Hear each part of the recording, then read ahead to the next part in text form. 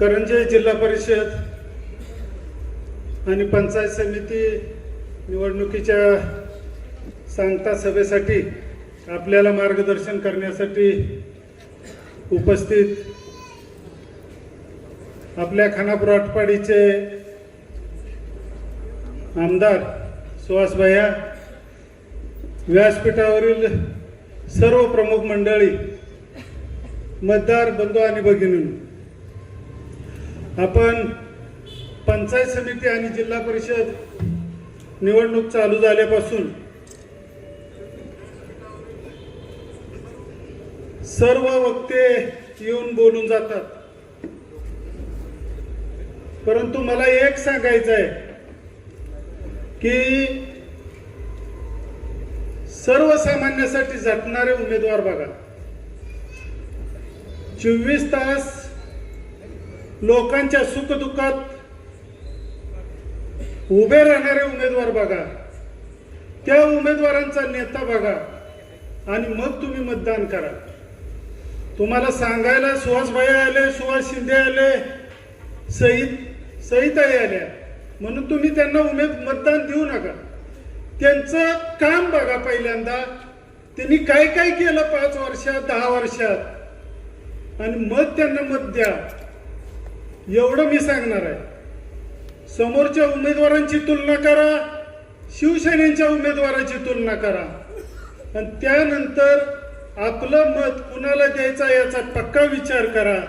आपल्या अडीनडीला, आपल्या सुखदुःखात कोण उभा राहणार आहे याचा विचार करा आणि मगच उमेदवारी द्या. भैया, मला तुम्ही कधी बोलताना बघितलं नसेल, मी कधीही बोलत नाही, पण काही वेळा जरा बोलायला लागते. परवा या ठिकाणी एका पक्षाची सभा झाली आणि तुमच्या विटा नगरपालिकेतील 7 नंबर प्रभागातील एक नेते येऊन इथं काहीतर बडबडून गेले की काय इन्स्पेक्टरचा हवालदार केला.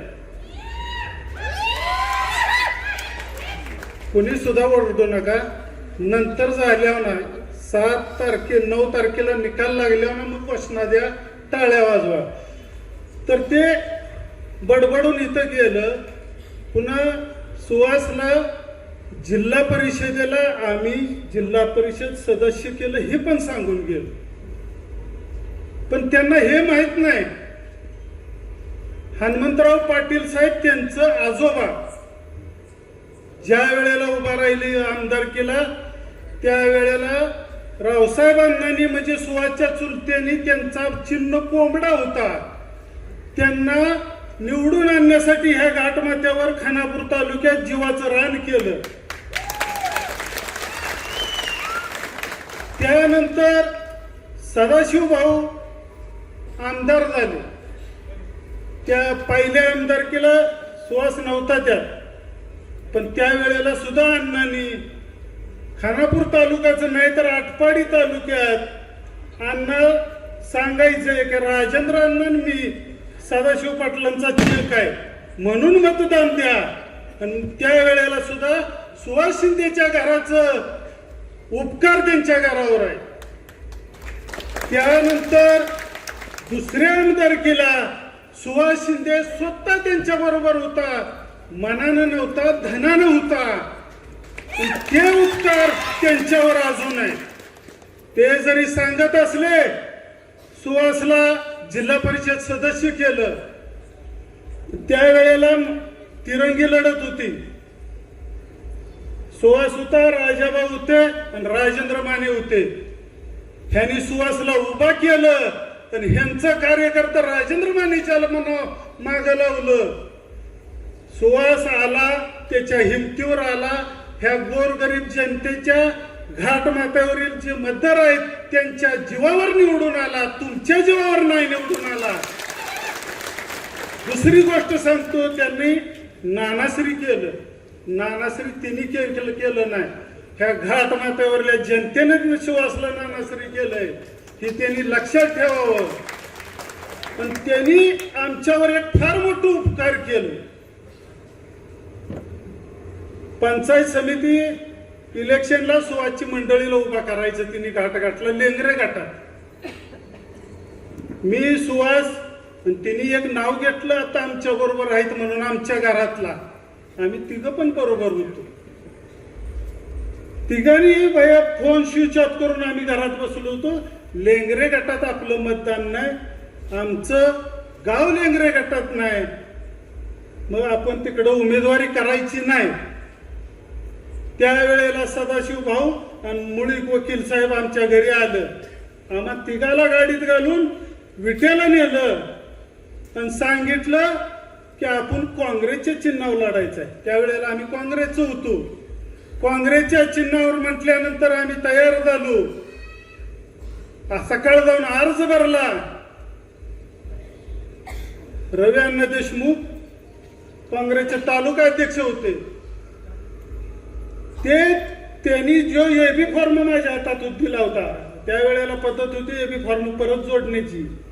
एबी फॉर्म दिलेला माझ्या हातातून या सदाशिव भाऊनी काढून घेतला.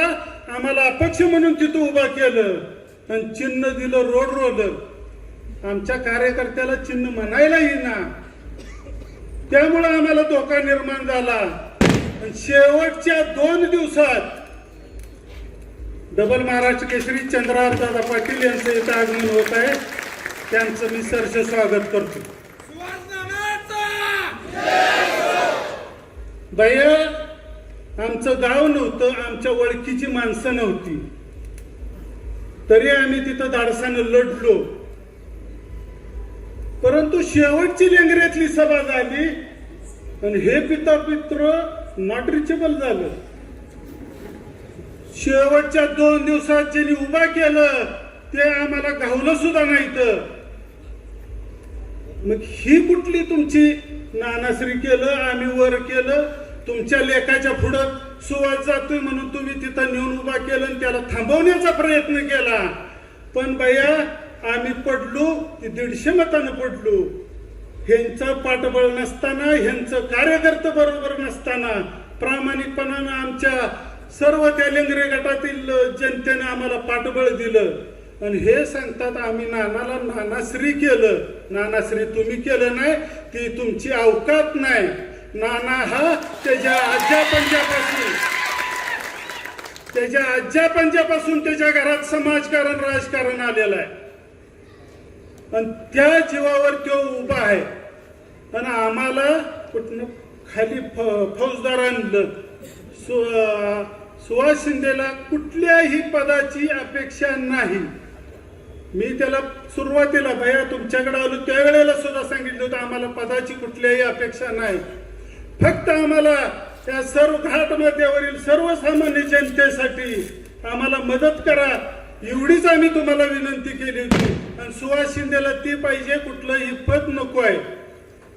मी तुम्हाला पुन्हा एकदा विनंती करतो सर्वांना की समोरचा उमेदवार बघा.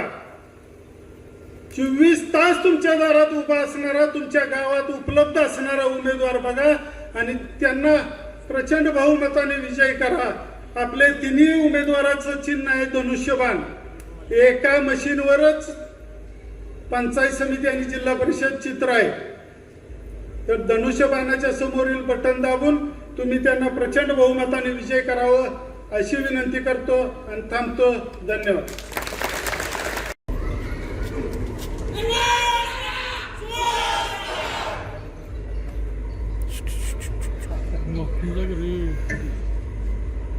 भैया, सर्वप्रथम बलवडी इथं बोलत असताना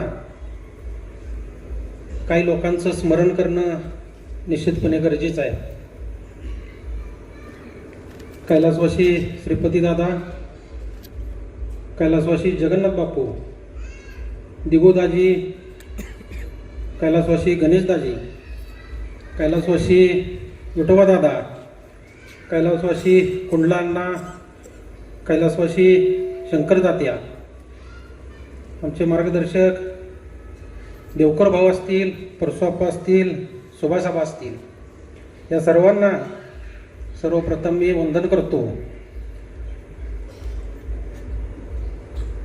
इथं उपस्थित आपल्या सर्वांचे नेते सन्माननीय सुहास भैया, आमचे मार्गदर्शक डबल महाराष्ट्र केसरी चंद्रा दादा आणि कमल काकी, सगळेच सर्व व्यासपीठ, कारण इथं सर्व कार्यकर्ते तोला मला जे आहेत, एखादं नाव चुकून बाहेर राहिलं तर मी आता इथं उभा आहे, त्यामुळं परवा दिवशी त्यामुळे मी सर्वांची माफी मागतो आणि माझ्या मनोगतास सुरुवात करतो.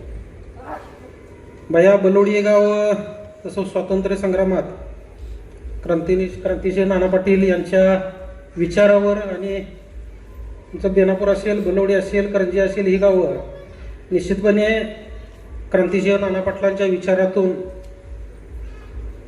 पुढे जात असलेली ही गावं आहेत. मी पाठीमागे सुद्धा भैया तुम्हाला सांगितलं की बलवडी आणि बेनापूर हे आम्ही कधी वेगळं मांडलं नाही, कारण दोघांचाही कुस्ती क्षेत्राशी आम्ही दोन्ही गावं निगडीत असल्यामुळं आमचं निश्चितपणे आणि आमच्या आजोबा पंजोबापासून या गावाशी आमचं जुनं नातं आहे. आणि हे इलेक्शन पंचायत समितीचं आहे.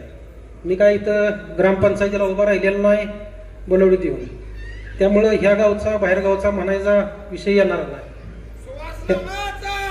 या पंचायत समिती गणात 11 गाव आहे ती.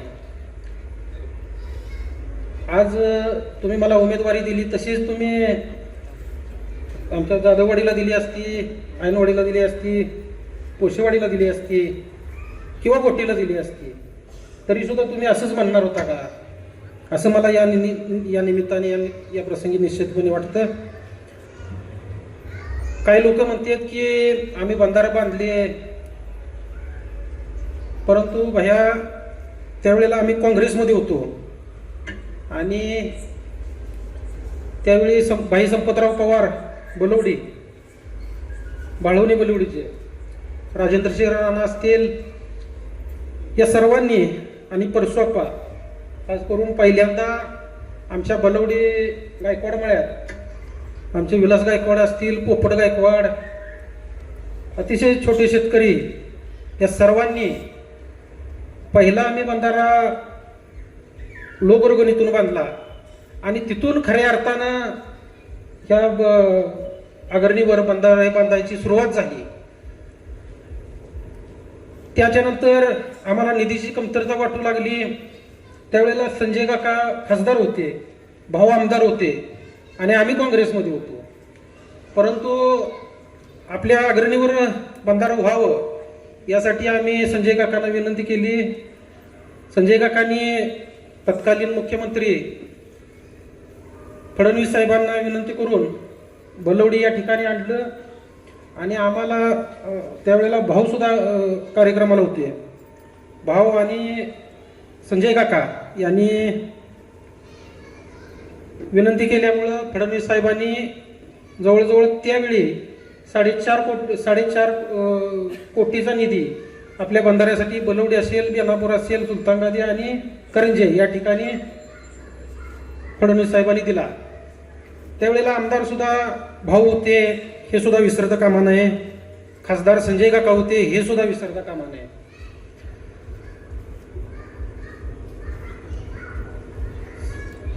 भाऊंच्या पश्चात काही लोकांनी परवा टीका केली. त्याच्या बाबतीत मी पळशीत सुद्धा सांगितलं, हा सूर्यावर थुंकण्याचा प्रकार आहे. त्यामुळं आपण कामावर बोलावं. माझ्या गावचा आहे, त्या गावचा आहे असं उमेदवारीवर बोलायचं नसतं, असं मला या ठिकाणी वाटतं.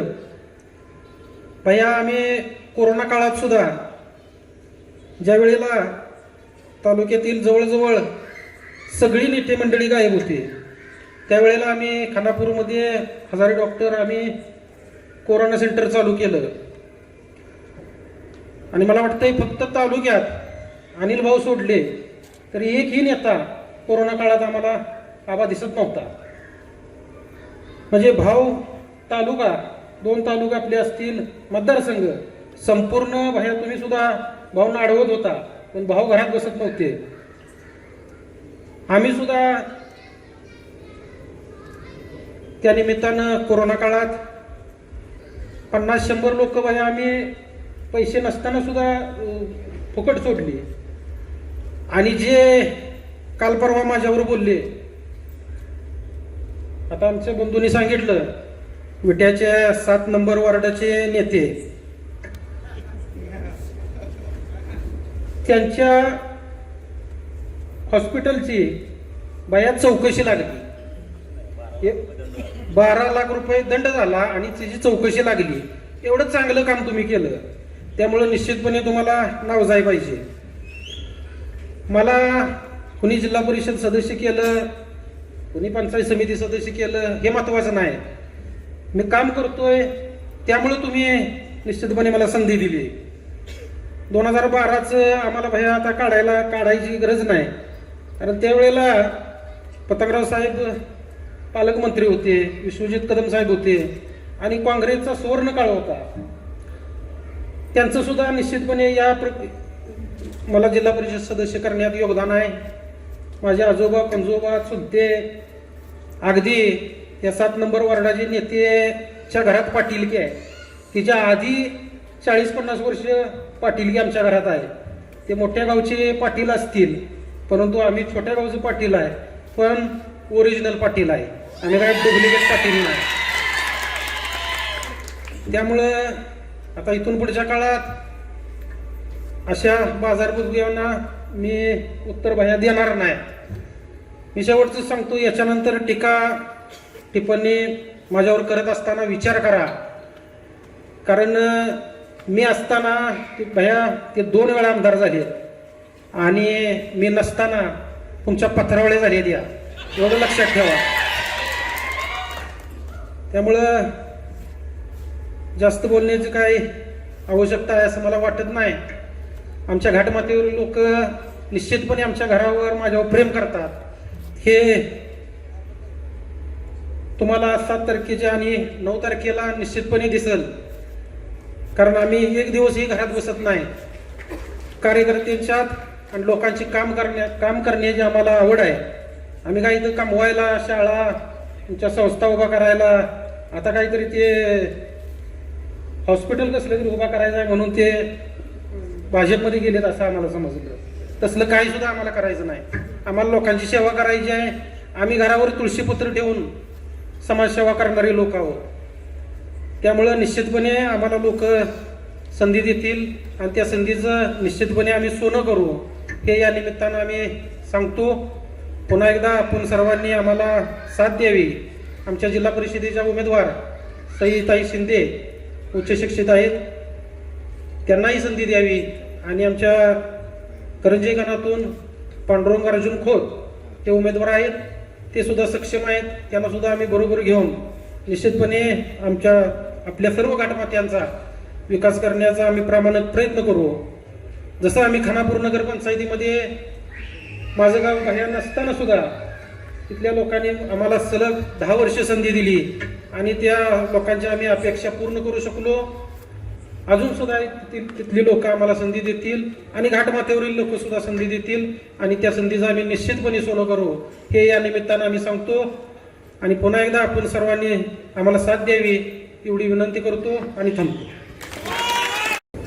जिल्हा परिषद आणि पंचायत समितीच्या सार्वत्रिक निवडणुकीच्या करंजे जिल्हा परिषद गटाच्या प्रचाराच्या सांगते सभेसाठी आपण आज या ठिकाणी एकत्र आलो आहे.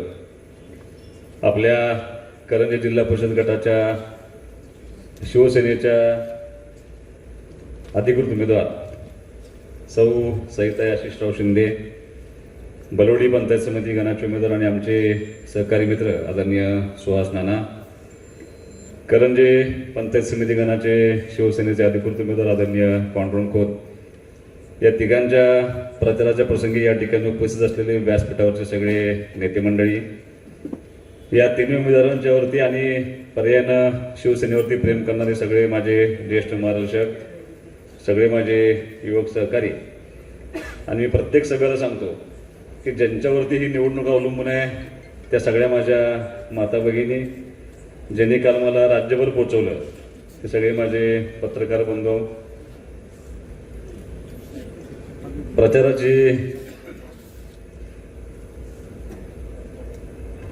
प्रचाराचे आज सांगता सभा आपण या ठिकाणी पार पडतोय. कालच्या एकच भाषण असं झालं की सगळ्या भाषणानं मला राज्यभर पोचवलं आणि मी शक्यतो या सगळ्या गोष्टी टाळत असतो. पण गेले काही दिवस काही घटना घडल्या आणि त्या घटनेच्या पार्श्वभूमीवर आता चंद्रादादांनी विषय काढलाय म्हणून म्हणजे मी त्यांना नमस्कार पण केला की खरं हे विषय काढले नाहीत पाहिजेत. पण विधानसभेच्या निवडणूक अगदी 1 वर्षापूर्वी झाली होती. तुम्ही माझी सगळी विधानसभेची भाषणं ऐकली होती. काही दिवसापूर्वी नगर परिषदेची निवडणूक झाली होती. विटा नगर परिषदमध्ये तुम्ही सगळी माझी भाषणं ऐकली होती. महानगरपालिकेची निवडणूक झाली, महानगरपालिकेची भाषणं तुम्ही सगळी माझी ऐकली होती. आता गेला 1 महिना झाला मी जिल्हा परिषद पंचायत समितीच्या निवडणुकीच्या निमित्ताने फिरतोय. तुम्ही सगळी भाषणं काढून बघा. मी कधीही कुणाचं नाव घेतलं नाही, कधीही कुणावर टीका केली नाही, कधी कुणाचा अपमान केला नाही, कधी कुणाला तरी आपल्यामुळं मानसिक त्रास होईल असं कधी कुणाबद्दल भाषण व्यक्त केलं नाही. त्या गावामध्ये गेल्यानंतर त्या गावामध्ये आपल्या पार्टीच्या मार्फत जे विकास काम झाले आणि भविष्यामध्ये काय करायचं आहे या 2च गोष्टी सांगून मी समोर बसलेल्या सगळ्या मतदारांना मतदान करण्याचं आवाहन करण्याचा प्रयत्न केला होता. आणि माझ्या सगळ्या निवडणूक अशाच झाल्या होत्या तात्या. मी कधीच कुणाला भाषण करत नाही. पण ह्या 10 दिवसामध्ये काय घडलं आणि ते पळशीचं भाषण काय होतं त्याची पार्श्वभूमी सांगणार. आता विषय निघाला म्हणून सांगून मग मी पुढे सरकणार आहे. या 10 दिवसामध्ये प्रचाराची रणनीती थोडी विरोधकांनी बदलली. का बदलली? आता बलवडीमध्ये जर आमचे विरोधक प्रचाराला आले, काय केलंय म्हणून सांगायचं म्हणून मतं मागायची. काय एखादं काम केलंय, काय एखाद्याच्या सुखदुःखामध्ये तुम्ही आलाय, लग्नाला आलाय, एखाद्याच्या दुःखाच्या प्रसंगात तुम्ही इथं आलाय, कधी उपयोगाला पडलाय. एक निवडणूक झाली की डायरेक्ट पुढच्या निवडणुकीला. आता काय सांगायचा हा प्रश्न असल्यामुळं मग काय करायचं तर बदनामी करायची. मग बदनामी कशी करायची तर ते सोशल मीडियाच्या माध्यमातून एक 10-15 फेक अकाउंट काढले आणि इतक्या घाण भाषेत मला शिव्या देते. आणि मी ते मी काय फारसं बघत नाही, माझा स्वभाव आहे. मी काल सुद्धा भाषणात सांगितलं होतं की तुम्हाला पटणार नाही जेवढ्या माझ्यावर काल नॅशनल लेवलच्या ज्या बातम्या आल्या माझ्यावरती मी आज पण एकही बघितलेलं नाही. मला बाहेरच सांगितलं सगळं. आणि मग ते इतक्या शिव्या शाप मला मिळायचे. पण मी ते समजून घेतलं होतं की आपण आमदार आहे, जसं चांगलं मिळणार आहे तसं वाईट सुद्धा आपल्याला मिळणार आहे. मी ते समजून घेऊन ढकलत चाललो होतो. परत काय झालं, सुहास बाबर प्रतिक्रिया देत नाही म्हणल्यावर पॅटर्न बदलला.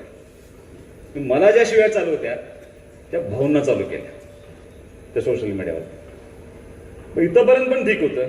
पण पळशीच्या सभेला गेल्यानंतर काही मुलांनी मला असं सांगितलं की पळशीमध्ये एका विद्वान वक्त्यांनी भाषण करत असताना इतक्या खालच्या थरावरती अनिल भाऊंची टीका केली की ते भाषेत तुम्हाला सांगणं व्यासपीठावरती मला आवडणार नाही.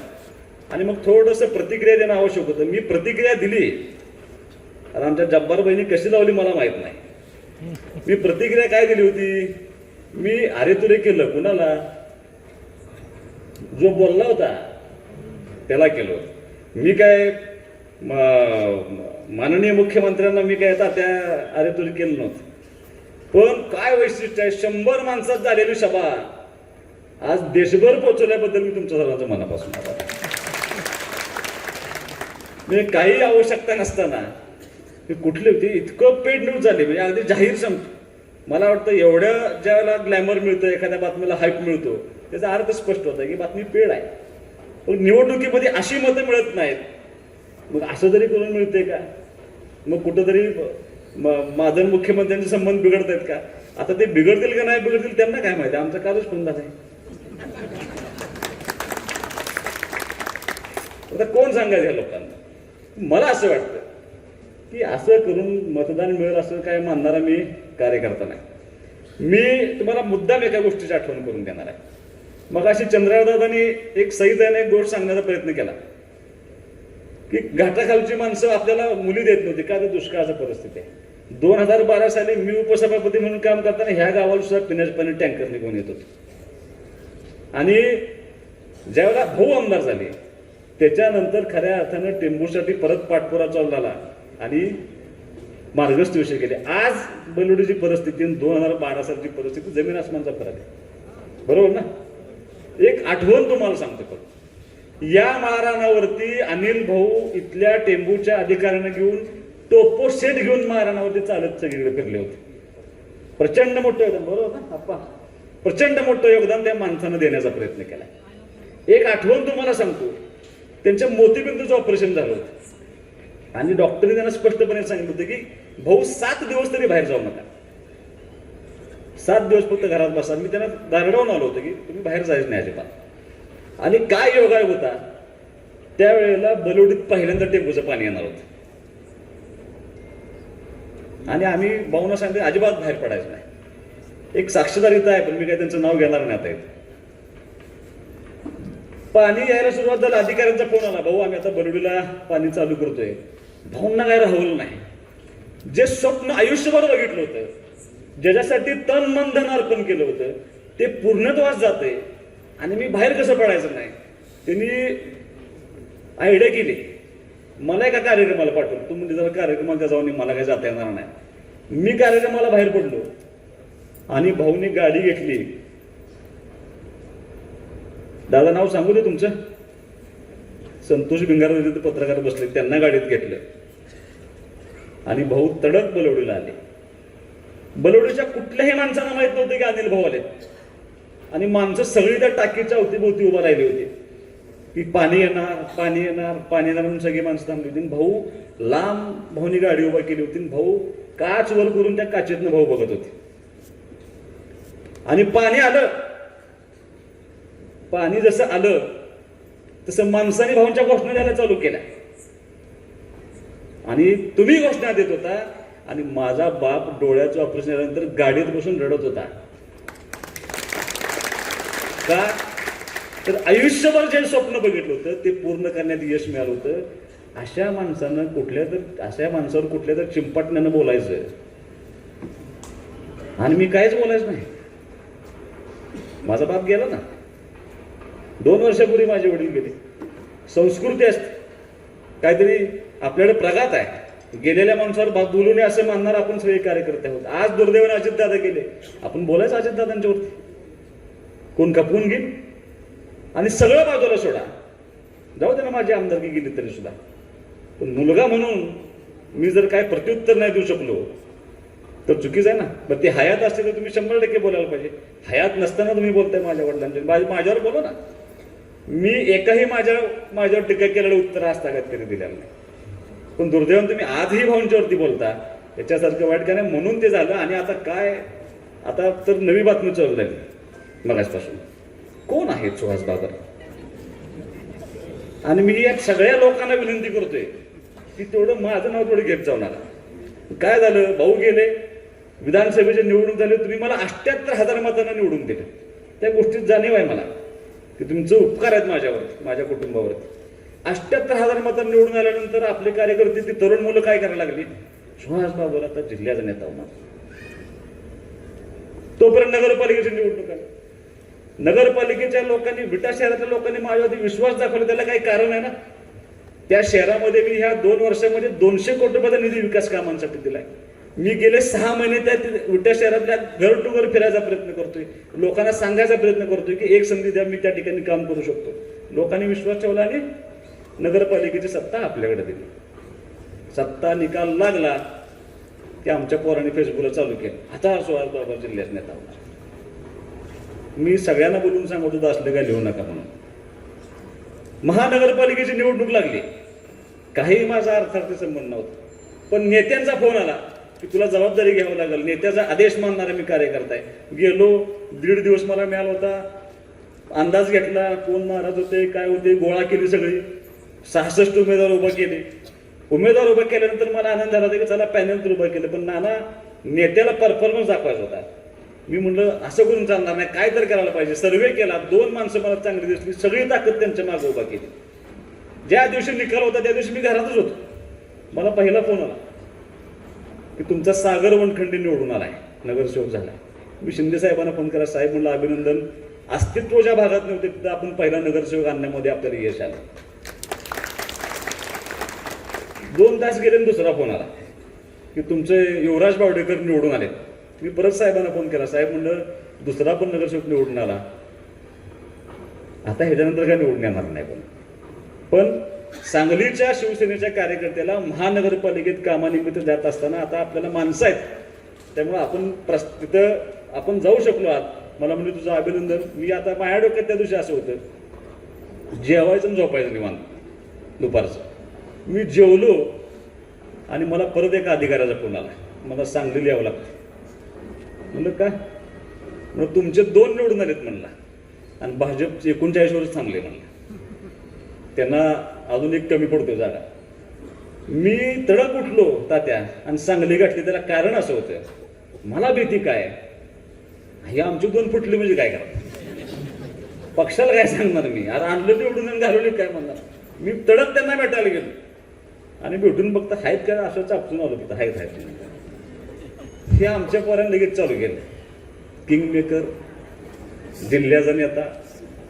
पण मी सांगतोय तब्येतीनं पण मी मोठा नाही, बाकी यंत्रणेनं मोठा नाही. कशाला माझ्या गाडी घालते. आणि काल जे मला भोगायला लागलं नाही ते त्या सगळ्याचा परिणाम मला काल भोगायला लागला. मी काय घाबरत नाही, मी घाबरून कोणाला सांगतोय असं नाही. पण आज सुद्धा इथं सभा आहे, परत त्या येणाऱ्या राष्ट्रीय नेत्यांना माझी विनंती आहे, उगाच माझ्याला काय बोलू नका, कारण आता शेवटच्या सभा आहे. आता ह्याच्यानंतर 4 वर्ष निवडणूक नाही, त्यामुळं मी कधी तुमच्यावर भाषण केलेलं नाही, तुम्ही सुद्धा कधी भाषण करू नका. मी आज बलवडीत येत असताना मला माहिती आहे ना मी काय काम केले. आता संदीप रावने सांगण्याचा काम प्रयत्न केला की आपण बलवडी बोर्ड रस्ता केला, बलवडी खानापूर रस्ता केला. हे सगळे रस्ते पूर्वी 3.5 मीटरचे होते. विजय शेट आलेत आमचे, एवढं मोठं घर बांधले, 3.5 मीटरचा रस्ता होता, त्यात अर्धा तुटला होता. बरोबर ना? वास्तुशांतीने येताना माणसं मर्सिडीज घेऊन आली, BMW घेऊन आली, आम्हाला लाज वाटायला आणि रस्ता विजय शेटच्या घरापुढचा नाही. आता काय अर्थ नाही का, आता परत जेवण घेऊन बोलवा आम्हाला. बलवडी ते शंभूकोडी रस्ता करण्याचा प्रयत्न केला. ह्या भागाला पाणी दिलं, ज्या भागात पिण्याच्या पाण्याची अडचण होती. आज तिथं द्राक्षाचं उत्पन्न सगळ्यात मोठं घेणारं पळशीनंतर आपलं बलवडी आहे. अंतर्गत रस्त्याला पैसे दिले, 2 पुलांची कामं चालू आहे, बंधारे सगळे आपण त्या ठिकाणी बांधण्याचा प्रयत्न केला. आणि सगळ्यात महत्वाचं, मला माणसं नावं ठेवायला लागली होती. आत्ताच रस्ता केला होता खरसुंडीपासून तामखडीपर्यंत, उकरायला लागल्यावर मला गुरुजींचा फोन आला, म्हणजे कळतंय का नाही आत्ता केल्यानं रस्ता का उकरायला लागलाय. म्हणजे गुरुजी 750 कोटी रुपये म्हटलं आपण 142 किलोमीटरला ह्या मतदारसंघामध्ये आणले. माझी अशी इच्छा आहे की खरसुंडी, बलवडीचं माझी भवानी देवी आणि रेवण सिद्ध ते सगळे शक्तीपीठ करतात. म्हणलं मला भक्तीपीठ करायचं आहे. म्हटलं माझा आपलं 8.5 मीटरनं आपला रस्ता कॉन्क्रीट झाला पाहिजे. शिराळ्यापासून पंढरपूरला जाणारी सगळी माणसं बलवडीवरून गेली पाहिजे अशी माझी इच्छा आहे. त्यासाठी आपण त्या ठिकाणी रस्त्याचं काम करतो. अजून एक स्वप्न आहे माझं, तुम्ही सहज जावा बोर्डला आणि तुम्ही भोडचं सिद्धनाथाचं मंदिर बघून या, बांधकाम चालू आहे. 4 कोटी रुपये आपण त्या मंदिराला दिले होते. इतकं जबरदस्त मंदिर चालू आहे. माझी इच्छा आहे, मी आत्ता 2 कोटीचा प्रस्ताव भवानी मातेचा आपल्या मंदिराचा दिलाय, आदरणीय पर्यटन मंत्र्यांच्या जवळ आहे. तुम्हाला आत्ता आचारसंहिता संपली की तुम्हाला मार्चचं बजेट झाले की 2 कोटी रुपये देतो. तुम्ही मागणी करा, मी तुम्हाला ह्या 2 वर्षात 7 कोटी रुपये देतो भवानी मातेच्या मंदिरात. तिथे माझा तलाव आहे. माझी इच्छा आहे महाराष्ट्रातनं माणसं आली पाहिजेत माझं भवानी मातेचं मंदिर बघायला. आणि मग हे काम करतोय आणि हे सांगून मतं मागण्याचा प्रयत्न करतोय. तुम्ही कशावर मतं मागताय? तुम्हाला बलवडीत करणाऱ्या सगळ्या लोकांना माझी विनंती आहे, कदाचित आज इथं काही बसलेले लोक असतील, आवाज माझा ज्यांना जात असेल, ते माझ्या विचाराशी एकमत नसतील, सहमत नसतील, ते ऐकत असतील भाषण माझं, त्यांना माझी विनंती आहे की राजकारण करताना, समाजकारण करताना गावचा उमेदवार कधी नसतो. मला काय कोणावर टीका करायची नाही, पण सुहास बाबर फक्त 2200 मताच्या गावचा उमेदवार आहे विधानसभेचा. आणि माझ्या विरोधात जो उभा राहिला तो 50,000 मताच्या गावचा उमेदवार होता. तो त्या गावात असंच सांगत होता की मी गावचा आहे, मी गावचा आहे, मी गावचा आहे, तो बाहेरचा आहे, तो बाहेरचा आहे. ऐकलं नाही लोकांनी. 5,000 मताचं मताधिक्य मला विटन दिलं ना. कशाच्या आधारावर दिलं? तर कामाच्या आधारावरती दिलं होतं. आत्ता नगरपालिकेची निवडणूक लागली होती, त्या नगरपालिकेच्या निवडणुकीत तेच सांगत होते घरडीचा माणूस नगरपालिका बघणार का? मोठ्याचा माणूस आहे, आपण काय असं आहे? नाही स्वीकारलं माणसाने नगरपालिका माहिती का? माणसाने गावचं उमेदवार बघितलं नाही. काम कोण करतंय, कोण आपल्या उपयोगाला पडू शकतं, कोण आपल्याला मदत करेल, कोण 24 तास उपलब्ध होईल आपल्यासाठी, ही माणसं बघण्याचा प्रयत्न करतात. बलोडीकरांना माझी विनंती आहे, तुम्ही तेवढं सक्षम आहे, तेवढा विचार करू शकता. या दोन्ही कुटुंबांनी गेल्या 20 वर्षामध्ये ह्या भागासाठी आपलं योगदान दिले. योगदान दिलेल्या माणसांच्या पाठीमागे राहावं अशी विनंती मात्र मी तुम्हाला या निमित्तानं करायला लागलो. ते तुम्ही कराल अशी माझी विनंती आहे. तर अजून तात्यानं मी कधीच भाषण करताना ऐकलं नाही, आज भाषण करताना ऐकलं. तात्यांना राग आला होता, पण वस्ताद असल्यामुळे दाबून ठेवला. एखादा पहिलवान असता तर काल माझ्या बोलून गेला असता. पण तात्या तुम्हाला म्हणजे काय कुणी टीका करावी हा प्रश्न आहे ना. तुम्हाला असं सांगितलं काय, फौजदाराचा, इन्स्पेक्टरचा, हवालदारचा. आता कोण म्हणते जो नगराध्यक्ष होता आणि परत कॉप नगरसेवक झालाय, ते सांगते कोण? आधी नगराध्यक्ष होता, आता कॉप नगरसेवक. आता ती पण नाही. आता ती नाना मंदिर तसं आहे, प्रभाग क्रमांक 7 नेते. आणि नानानं जडपी सदस्य केलं तू. नानानं कर्तृत्वानं नाना जडपी सदस्य झाले. सुहासचा सुहास नाना ही तुम्ही नाही केला, त्याच्या कर्तृत्वावर निर्माण झालाय सुहास नाना. तुम्ही एकदा येऊन बघा त्यांच्या ऑफिसला, ते किती काम करतात, किती लोकांना भेटतात, किती लोकांच्या धडपडतात, किती फोन करतात. आज नानानं नेतृत्व सिद्ध केलंय ना. नाना बेनापूर खानापूरचं नगरपंचायत नाना सक्षमपणे सांभाळतायत. गेले 10 वर्ष नाना त्या ठिकाणी काम करतायत. तुम्हाला माझी विनंती आहे, जो स्वयंभू असतो, स्वतःच्या ताकदीवर तयार झालेला माणूस कधीही तुम्हाला त्याची कुणाची आवश्यकता नसते. आज तात्या तुम्ही खरं बोलला की नानांना पराभूत व्हायला कारण कोण होती? हीच होती. ह्यांना कशाची भीती वाटत होती? तर आपल्या पोराच्या पुढे कोण तयार होऊ नये. राजकारण कुणाची ताम्रपट नाही, कुणाची मालकी नाही. सुहास बाबर सुद्धा राजकारणाचा मालक नाही. आज या व्यासपीठावर मी तुम्हाला जो शब्द दिला तो शब्द तुम्हाला सांगतो. सुहास नाना पंचायत समितीत गेल्यानंतर तालुक्याच्या सर्वोच्च पदी तुम्हाला दिसेल. आणि त्याला काय सुहास बाबर घाबरत आहे? सुहास बाबरला उद्या नाना काय मला एक पक्के मध्ये इथलं माझं कोण नेत नाही. त्यामुळं उद्या माझ्यावर कुणी जरी भाषण केलं की ती पहिल्या का शेवटची निवडणूक आहे, काही माणसं ठरवतील की काय करायचं. सुहास बाबर कुणाच सुहास बाबर यांच्याच द्वारे काय आहे माझ्यापाशी जे दिलंय ते यांचं आहे. काढून घ्यायचं तर हे काढून घेतील, कुणी सांगायच कारण नाही. त्यामुळे तुम्हाला विनंती एवढीच करणार आहे की मी तुम्हाला काम सांगून, तुम्ही आता सभेला येणार आहे ना, तुम्ही बलोडीत काय केलंय सांगा, एक काम दाखवा. मी स्वतः सांगतो नानाला प्रचार करू नका. काहीच काम केलं नाही. मतं मागायची. आता फक्त काल पण सांगितलंय मी की आता फक्त दिशाभूल जे माझ्यावर प्रयोग झाला काल तो आता कार्यकर्त्यांच्यावर होणार आहे. मग आता येऊन सांगणार तुम्हाला. महेशची आमची मिटिंग झाली आहे, बरोबर ना महेश? सांगणार का नाही? संदीपचे भाऊ शेठ चिडलेत जरा, तुम्हाला माहित नाही.